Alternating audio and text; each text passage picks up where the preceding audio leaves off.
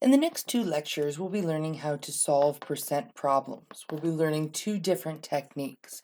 In this lecture, we'll be learning the proportion method for solving percent problems. Recall that 70% means the ratio of 70 to 100, or written in fraction form, 70 over 100. So we can say that 70% is equal to 70 over 100, which is equal to 7 over 10. Since 70 over 100 is equal to 7 over 10, we have a proportion called a percent proportion.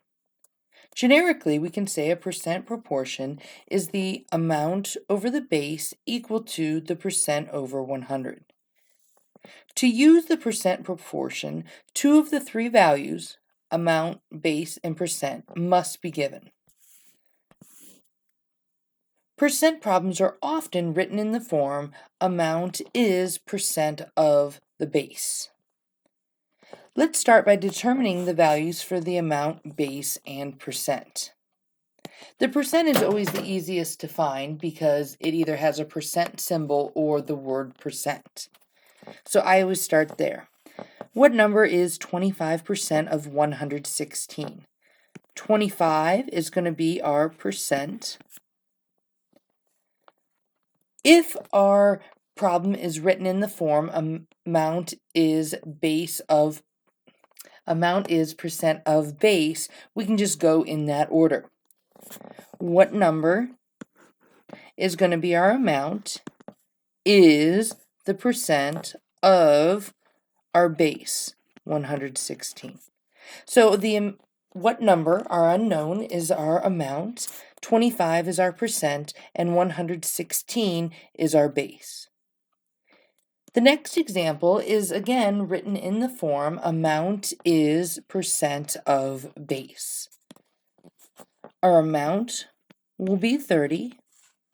What percent? That's going to be our percent, our unknown, and then our base is 90. Recall that a percent proportion is the amount over the base equals the percent over 100. In the next two examples, we're going to set up a percent proportion, but not solve them.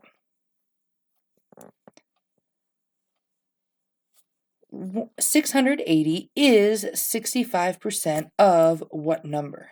This example is written in the same form as our previous two examples. Amount is percent of base. I'm going to start by identifying the amount, percent, and base, and then write our percent proportion. 680 will be our amount.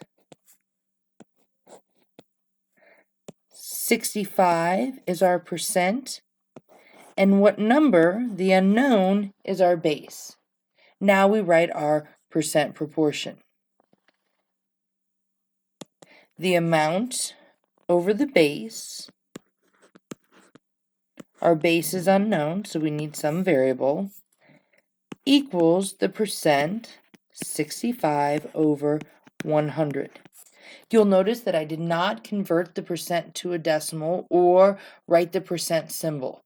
We're representing the percent as a fraction, 65 over 100. So that is our percent proportion. Our next example, 46% of 80 is what number, is not written in the form amount is percent of base. Here, the percent is written first. So we need to take a little more thought when identifying our amount, percent, and base. The percent, always easy to identify. 46 will be our percent.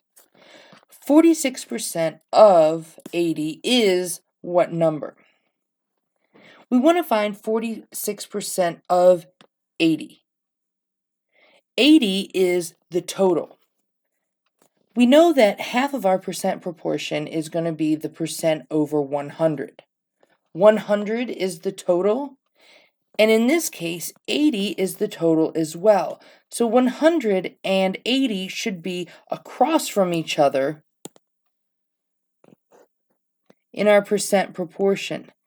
Therefore, 80 is going to have to be our base,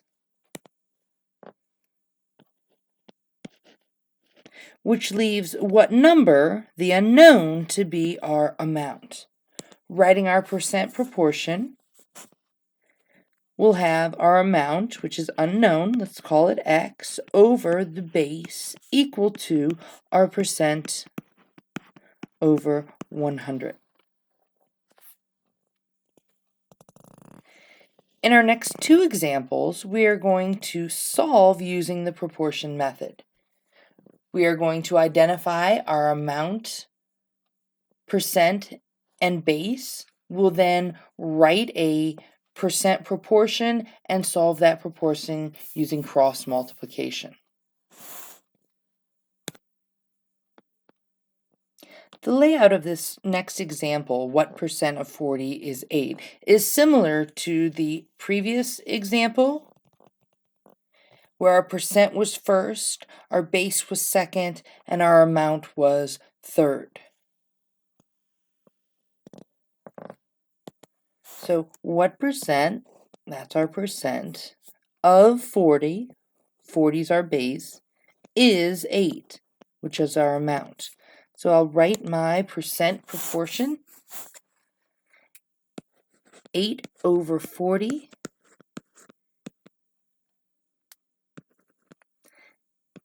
is, all right, our percent is unknown, so we need to use a variable.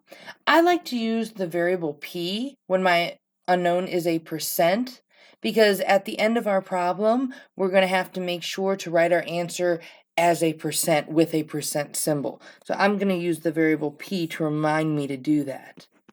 And then over 100. To solve, we cross multiply. 40 times p gives me 40p. 8 times 100 gives me 100. Gives me 800.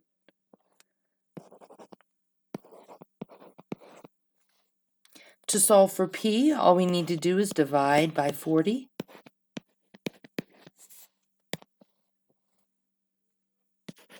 I get p to be equal to 20, but using that variable p reminds me that I need to write this as a percent.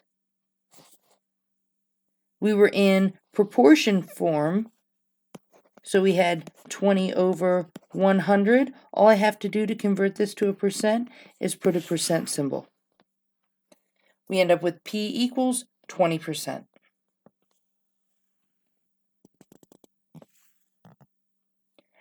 In our next example, we're written in the same form as our previous example. The percentage is first, the base is second, and our amount is third. 65% of what number is 52? 65 is our percent. What number, our variable, is our base, and 52 is our amount. We'll write our percent proportion. 52 over x equals 65 over 100. To solve, we will cross multiply. X times 65, 65x. 52 times 100 is 5,200. To solve for x, we'll divide both sides by 65. I get x to be equal to 80. Since we were finding a number, no conversion of our answer needs to be done. X is equal to 80. We have two application problems that we would like to write percent proportions for and then solve. There were 200 possible points on Maria's final exam. If she scored 86% on the final exam, how many points did Maria earn on the exam? Remember that the amount over the base is equal to the percent over 100. We can write the right side of this proportion right away. We know her percent is 86%, so that's 86 over 100. For the left side, we need to figure out what's the amount, what's the base. The amount is the part, the base is the whole. The first sentence says there were 200 possible points on Maria's final exam. Is that the part or the whole? 200 possible points is the total number on the exam, so that's going to be the whole, which is the base. They're asking us to find how many points Maria earned on the exam, so that's going to be the part or the amount, and we don't know that number, so the amount is a variable x. We'll cross multiply to solve. 200 times 86 gives us 17,200. And x times 100 is 100x. To solve for x, all we need to do is divide both sides by 100. I get 172 is equal to x. So how many points did Maria earn on the exam? 172 points.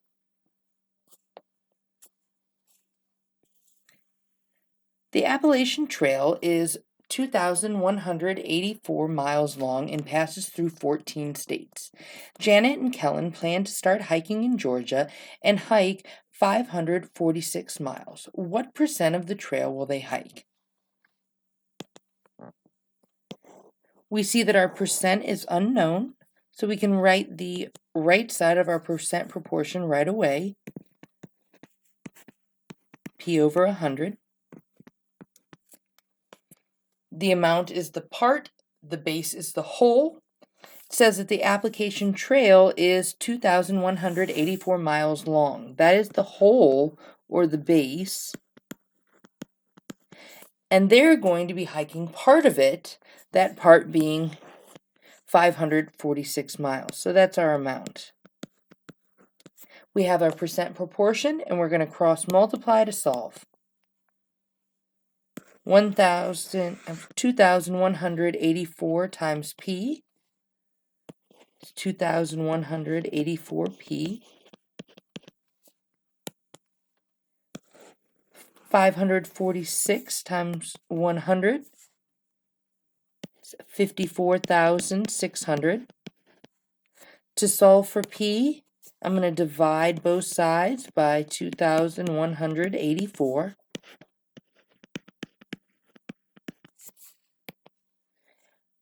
I get P to be equal to 25. I use that variable P to remind myself that my answer should be a percent, so I need to write this as a percent. Since we're using percent proportions, all I need to do is add a percent symbol to the end, and I get P equal to 25%. Janet and Kellen will hike 25% of the Appalachian Trail.